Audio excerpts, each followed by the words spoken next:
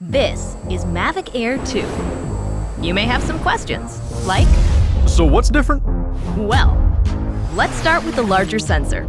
There's a lot more pixels, 48 megapixels to be exact, which means you can do this. And then shoot a hyperlapse in 8K. With Smart Photo, every shot is a masterpiece. Yeah, but photos aren't really my thing. Don't worry, we've got you covered. It also does 4K 60p video.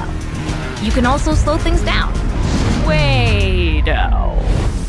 And yes, there's HDR video. How's the flight time? It's fantastic. You're looking at up to 34 minutes in the air, a new record for the Mavic series. We've added OcuSync 2.0, so you can fly longer and see clearer. What if I'm not a great pilot? That's where ActiveTrack comes in, so you can fly like a pro. Or just press a button. Here's the best part: automatic obstacle avoidance. Okay, but what do I do with all these shots? Here's an idea. Use the DJI Fly app to edit and share your moments with just a tap. So, what's different? A whole lot.